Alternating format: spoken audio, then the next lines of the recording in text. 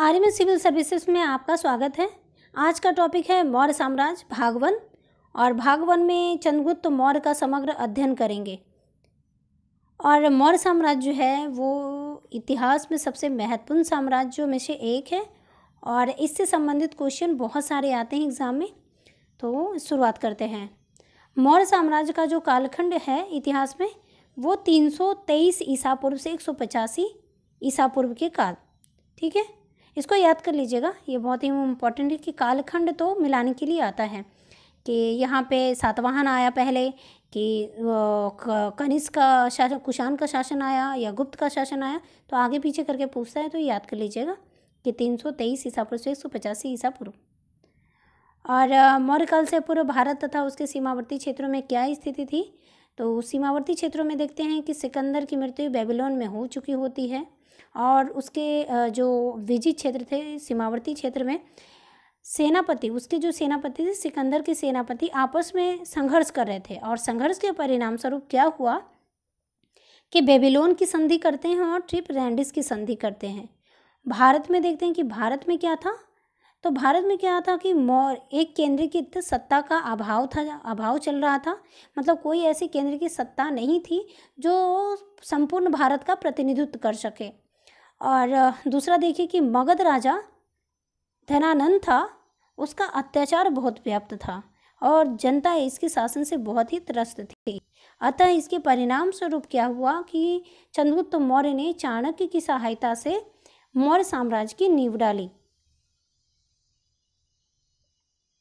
अब है कि मौर्य साम्राज्य के इतिहास के बारे में जानकारी हमें कहाँ से मिलती है, तो सबसे पहला है इसके अंतर्गत कि हमें साहित्य मिलते हैं। साहित्य में मौर्य साम्राज्य की जानकारी मुझे मिलती है, फिर विदेशी विवरण मिलते हैं, फिर पुरातात्विक साक्ष्य मिलते हैं। अब इसके बारे में देखें कि साहित्यिक साक्ष्य के अंतर्गत क्या क्या आते हैं। तो उस समय क्या था कि कौटिल्य ने अर्थशास्त्र की रचना की। फिर पुराण जो हैं वो 18 हैं, तो 18 में से एक है विष्णु पुराण। विष्णु पुराण से हमें मौर्य काल की जानकारी मिलती है। क्षेमेंद्र का मुद्रा राक्षस है, इसमें जानकारी मिलती है और बौद्ध एवं जैन ग्रंथों से भी जानकारी हमें मिलती है। नेक्स्ट देखिए कि विदेशी विवरण है, तो विदेशी विवरण में ये है कि पहला जो है सबसे महत्वपूर्ण है मेगास्थनीज। क्वेश्चन ये आएगा कि मेगास्थनीज किसके दरबार में आया, इनकी पुस्तक का नाम क्या था, इन्होंने क्या कहा, तो ये आएगा, ठीक है। उसके बाद नेक्स्ट है स्ट्रैबो, कॉर्टियस, डियोडोरस, एरियन, जस्टिन, नियार्कस और अनेक्रिस्टस और अरिस्टेबुलस। ओके, अब मेगास्थनीज के बारे में देखिए कि इनकी जो पुस्तक है वो इंडिका में है। इंडिका इनकी पुस्तक है और इन्होंने मौर्य इतिहास के बारे में विशेष जानकारी दी है, खास करके पाटलिपुत्र नगर के बारे में, नगर प्रशासक। ये जो थे मेगास्थनीज सेल्यूकस निकेटर के राजदूत थे जो चंद्रगुप्त मौर्य के दरबार में आए थे। और चंद्रगुप्त मौर्य के दरबार में जब मेगास्थनीज आया तो मौर्य इतिहास, मौर्य के बारे में बहुत सारे तथ्य लिखे और उसका नाम इंडिका रखा। और क्या है कि वर्तमान में क्या है कि यह जो पुस्तक मूल रूप में नहीं है, इसके कुछ जो भाग हैं वो परवर्ती लेखक, बाद के लेखक जैसे स्ट्रैबो हैं, प्लिनी है, एरियन है, प्लूटार्क है, जस्टिन की बुक में हमें मिलते हैं और यह मूल रूप से नहीं बल्कि इनके ग्रंथों से हमें प्राप्त होता है कि मौर्य साम्राज्य में क्या क्या थे। जैसे मेगास्थनीज ने सात जाति में विभाजित किया है। मतलब मौर्य साम्राज्य का जो सामाजिक था, सामाजिक व्यवस्था थी, उसमें 7 वर्ग थे। पुरातात्विक साक्ष्य के अंतर्गत देखते हैं कि अशोक के अभिलेख हैं जो जगह जगह स्थापित किए गए थे। फिर जूनागढ़ का गिरनार अभिलेख है। कालीपोलिस वाले मृदभांड, कालीपोलिस जो है वो मौर्य साम्राज्य की सबसे महत्वपूर्ण विशेषता है। फिर उसके भवन के अंतर्गत स्तूप आते हैं और गुफा आते हैं, इससे भी हमें मौर्य काल की जानकारी प्राप्त होती है। फिर मुद्रा में आहत मुद्रा या पंचमार की मुद्रा, ठप्पा मार मुद्रा बोलते हैं इसको, ठप्पा मार के बनाया जाता था मुद्रा। साहित्यिक साक्ष्य में ब्राह्मण, बौद्ध, जैन साहित्य जो मौर्य वंश के इतिहास पर प्रकाश डालता है। ओके, तो इसके बारे में विस्तार से देखते हैं। ब्राह्मण साहित्य, ब्राह्मण साहित्य के अंतर्गत आते हैं कौटिल्य। क्वेश्चन ये आएगा कि अर्थशास्त्र की रचना किसने की, मुद्रा राक्षस की रचना किसने की, तो ये है कि अर्थशास्त्र की रचना कौटिल्य ने किया, मुद्रा राक्षस की रचना विशाख दत्त ने किया, कथा सरित सागर की रचना सोमदेव ने, बृहत कथा मंजरी को क्षेमेंद्र ने, महाभाष्य को पतंजलि ने, और विष्णु पुराण को विष्णु पुराण, ये विष्णु पुराण जो है ये 18 पुराणों में से एक है और विष्णु पुराण में हमें मौर्य काल के सामाजिक व्यवस्थाओं की जानकारी प्राप्त होती है। ओके, नेक्स्ट देखते हैं। अब अर्थशास्त्र के बारे में जान लेते हैं कि इसमें मौर्य प्रशासन के अतिरिक्त चंद्रगुप्त मौर्य के जीवन पर प्रकाश पड़ता है और ये जो है ये पुस्तक जो है क्वेश्चन आता है कि अर्थशास्त्र किस विषय से संबंधित है, तो अर्थशास्त्र जो है वो राजनीतिक विषय से और प्रशासन से संबंधित है। और मौर्य जो अर्थशास्त्र कितने भागों में विभाजित किया गया, तो 15 अधिकरणों में विभाजित किया गया। सबसे बड़ी विशेषता यह है कि अर्थशास्त्र में राजा के सप्तांग सिद्धांत का वर्णन किया गया है। राजा के सप्तांग सिद्धांत में देखिए, टफ अगर क्वेश्चन बनाना होता है ना तो इससे भी क्वेश्चन बना सकते हैं कि राजा के सप्तांग सिद्धांतों में से कौन सा वर्ग नहीं था। तो राजा के सप्तांग सिद्धांत में राजा प्रमुख होता था, श्रेष्ठ होता था, उसके नीचे अमात्य, राजा की सहायता के लिए अमात्य, जनपद, दुर्ग, कोष, दंड और मित्र होते थे। ओके, नेक्स्ट देखिए, बौद्ध ग्रंथ के अंतर्गत आता है दीपवंश, महावंश, महावंश टीका, महाबोधि वंश पुस्तक और दिव्यावदान। ये जो है ये बौद्ध धर्म के ग्रंथ हैं और इन सभी ग्रंथों से हमें मौर्य काल की जानकारी, सामाजिक आर्थिक व्यवस्था की जानकारी प्राप्त होती है। और जैन ग्रंथों में 2 ग्रंथ बहुत ही इम्पोर्टेंट है। पहला जो है कल्पसूत्र, दूसरा है परिशिष्ट पर्वन। इसमें ये देखिएगा कि एक कल्पसूत्र की रचना किसने की, तो भद्रबाहु ने किया। फिर परिशिष्ट पर्वन की रचना किसने किया, तो हेमचंद्र ने किया। ओके, तो ये दोनों को याद कर लीजिएगा, मिलान करने के लिए आता है। अब मौर्य साम्राज्य की स्थापना, इसका नामकरण और उत्पत्ति को देख लेते हैं। तो मौर्य साम्राज्य की स्थापना चंद्रगुप्त मौर्य ने किया। ओके,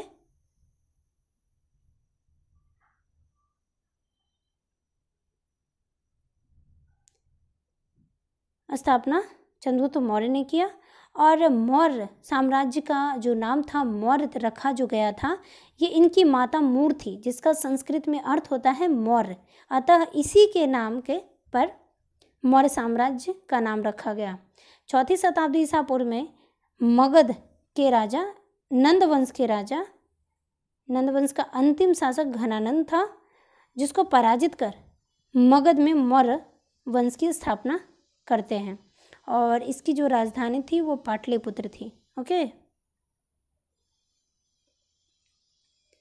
अब क्या है कि अब ये देख लीजिए कि मौर्य जो थे वो किस वर्ण से संबंधित थे। तो हालांकि इतिहासकारों में मतभेद है कि वो किस वर्ग से संबंधित थे। जैसे कि ब्राह्मण और बौद्ध ग्रंथों में कहा जाता है कि वो क्षत्रिय थे। ब्राह्मण ग्रंथों में कहा जाता है, ब्राह्मण ग्रंथों में मुद्रा राक्षस है, फिर पुराण में विष्णु पुराण है, इन सभी में कहा गया कि वो शूद्र जाति के थे। यहाँ पे देखिए कि क्षत्रिय के बारे में एक तथ्य दिया गया है कि चंद्रगुप्त मौर्य का गुरु कौन था, चाणक्य था, जो वर्णाश्रम धर्म का पालन करता था। और वर्णाश्रम धर्म में कहा गया कि क्षत्रिय वे व्यक्ति ही राजत्व के अधिकारी होते हैं, क्षत्रिय वर्ण राजत्व के अधिकारी होते। अतः यह स्पष्ट होता है कि कहीं ना कहीं चाणक्य के जो शिष्य हैं चंद्रगुप्त मौर्य क्षत्रिय होंगे। ओके, और विभिन्न शासक देख लीजिए मौर्य साम्राज्य में कौन कौन से शासक थे। तो पहला शासक है चंद्रगुप्त मौर्य, जिनका कार्यकाल है 322 ईसा पूर्व से 298 ईसा पूर्व। फिर सेकंड देखिए कि बिंदुसार हैं, बिंदुसार, बिंबिसार नहीं, बिंदुसार याद कर लीजिए कि मौर्य मतलब माथे पर क्या लगाते हैं, बिंदी लगाते हैं। तो ठीक है, तो इसको बिंदु करके देखिए कि माथे पर क्या लगाते हैं, बिंदु लगाते हैं। तो यानी कि बिंदुसार जो था वो मौर्य वंश का शासक था। यहाँ पे बिंबिसार भी देखकर कंफ्यूज कर सकता है। ओके, तो 298 ईसा पूर्व से 273 ईसा पूर्व बिंदुसार का कार्यकाल था। अशोक का कार्यकाल कितना था? तो 273 ईसा पूर्व से 232 ईसा पूर्व। ये याद कर लीजिए। कार्यकाल बहुत ही इम्पॉर्टेंट है क्योंकि ये मौर्य साम्राज्य भारतीय इतिहास में बहुत ही इम्पॉर्टेंट टॉपिक है और अक्सर क्वेश्चन आते हैं, इसलिए कार्यकाल के साथ याद कर लीजिएगा, आगे पीछे मिलान करने के लिए देगा। उसके बाद देखिए कि बृहद्रथ जो था अंतिम मौर्य शासक था और ये अशोक का पौत्र था यानी पोता था और ये अंतिम मौर्य शासक था और इसका जो लास्ट था मौर्य साम्राज्य का पतन जो होता है वो 185 ईसा पूर्व में होता है।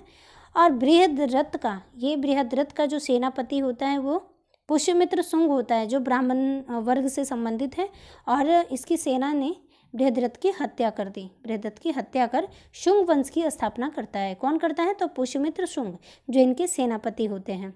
ओके, मौर्य वंश के विषय में जान लेते हैं कि मौर्य वंश का जो कार्यकाल है, मैं आपको दोबारा भी बता रही हूँ कि 322 ईसा पूर्व से 298 ईसा पूर्व, ये कार्यकाल याद कर लीजिएगा।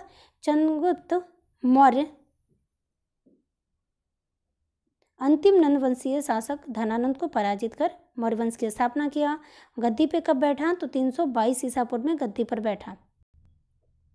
चंद्रगुप्त मौर्य पहला ऐसा शासक था जिसने पहली बार अखिल भारतीय स्तर पर साम्राज्य की नींव डाली और एक केंद्रीकृत सत्ता स्थापित की। अब इसका विस्तार देख लेते हैं कि चंद्रगुप्त मौर्य का साम्राज्य विस्तार कहाँ कहाँ तक था।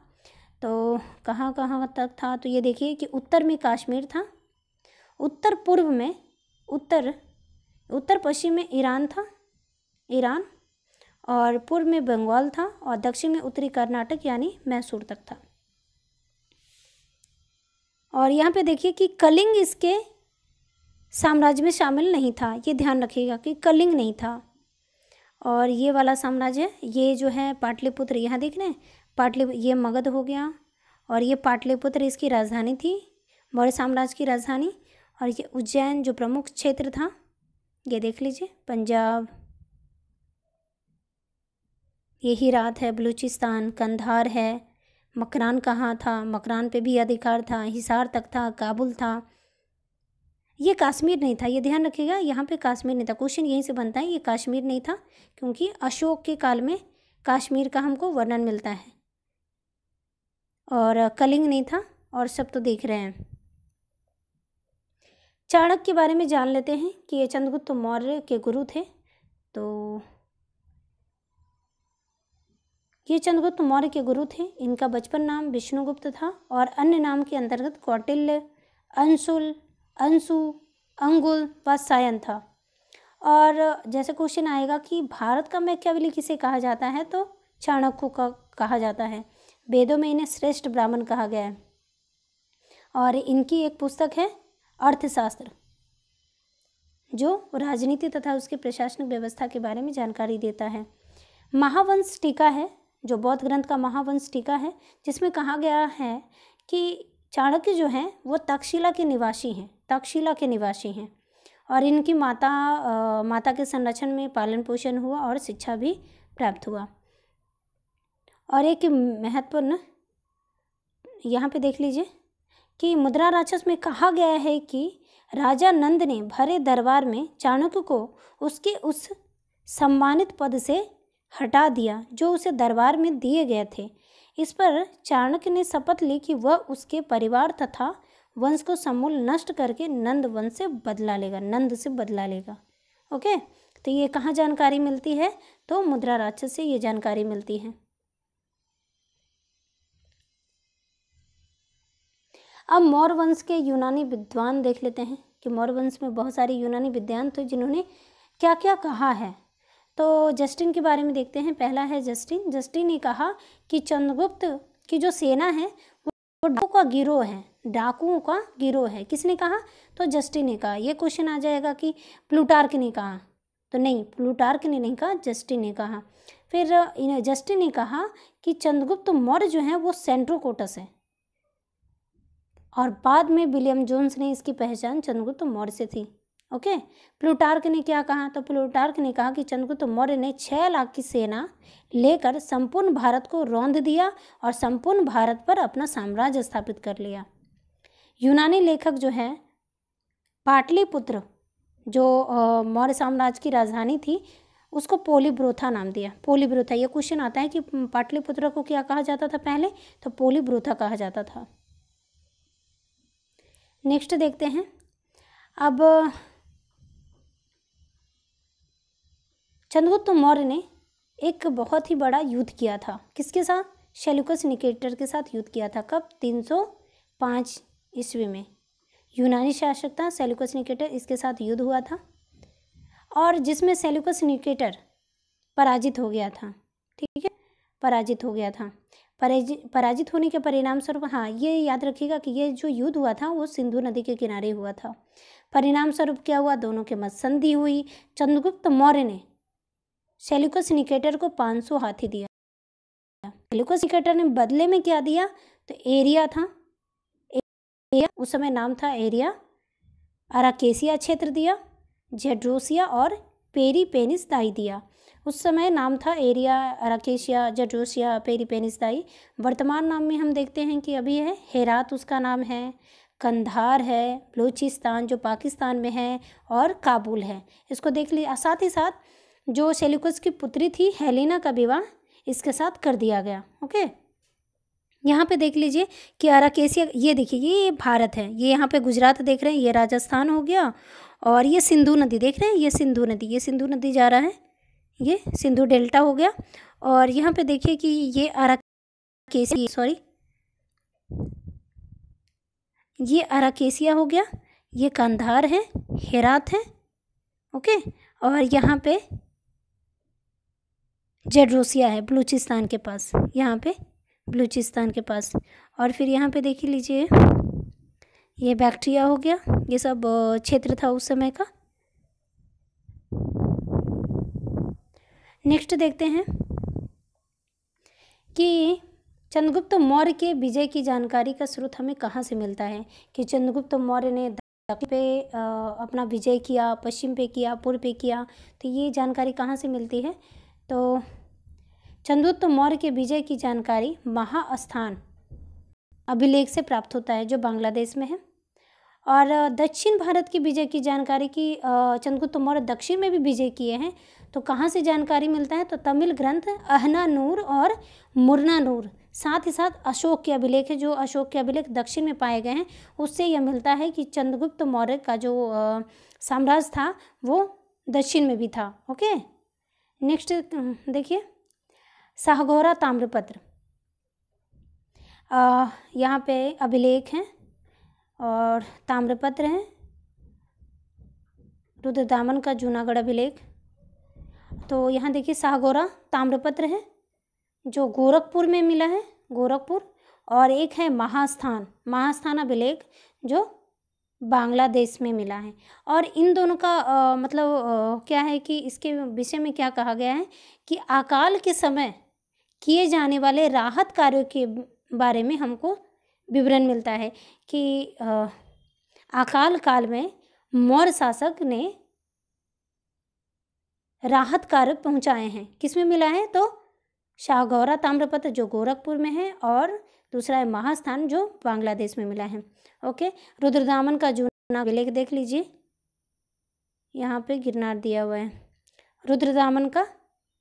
तो यहाँ पे इस अभिलेख से ज्ञात होता है कि चंद्रगुप्त ने पश्चिम यानी गुजरात में, पश्चिम में सौराष्ट्र का प्रदेश जीतकर उसने प्रत्यक्ष शासन के अधीन कर लिया।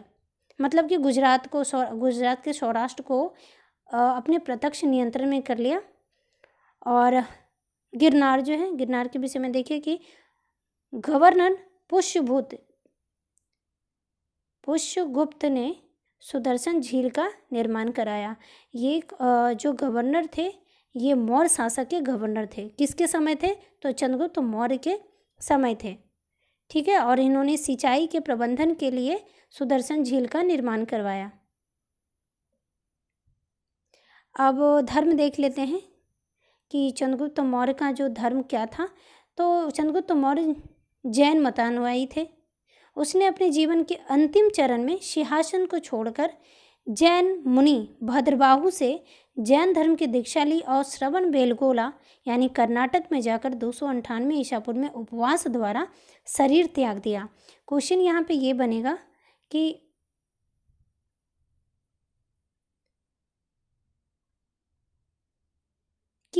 किस धर्म का मतनुयायी था, तो जैन धर्म का मतनुयायी था। और वो किससे जैन धर्म की दीक्षा लिया, तो भद्रबाहु से लिया। और कहाँ चला गया, श्रवण बेलगोला। श्रवण बेलगोला कहाँ है, कर्नाटक में है, 298 ईस्वी में। और क्या किया, तो उपवास के द्वारा शरीर त्याग दिया, जिसे जैन धर्म में संलेखना या संथारा विधि कहा जाता है। सबसे बड़ी चीज़ है कि कला के क्षेत्र में पाषाण का प्रयोग इसी काल में हुआ और इसी वजह से जो मौर्य काल में जो जितने भी स्थापत्य और सांस्कृतिक कार्य हैं, मूर्ति बनाए गए हैं, उसको अस्थायित्व प्रदान किया गया। मतलब कहने का यह है कि मौर्य काल में जितने भी सांस्कृतिक स्थापित है उसे अस्थायित्व प्रदान किया गया। और एक कार्य देख लीजिए, कार्य जो है वो चंद्रगुप्त मौर्य ने सिंध से लेकर बंगाल के सोनार गांव तक बनाया, ओके, जिसको उत्तरापथ नाम दिया गया। मध्यकाल में देखते हैं कि मध्यकाल में शेरशाह सूरी ने इसे पक्का किया। शेरशाह सूरी।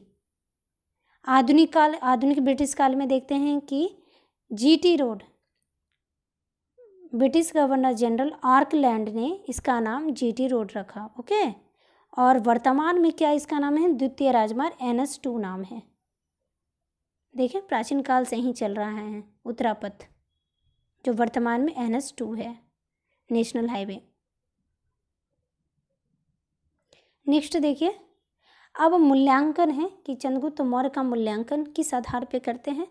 तो वह एक महान विजेता था जिन्होंने संपूर्ण क्षेत्र को जीता, एक साम्राज्य निर्माता था, कुशल प्रशासक था और प्रशासन की योग्यता उसकी उत्कृष्ट थी, इसीलिए तो इतने बड़े साम्राज्य की नींव डाली।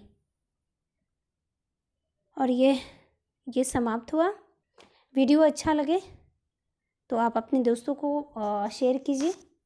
और नेक्स्ट वीडियो में अशोक से संबंधित क्वेश्चंस और उससे संबंधित टॉपिक्स लाऊंगी, तो आप अगले वीडियो का वेट कीजिए। Thank you.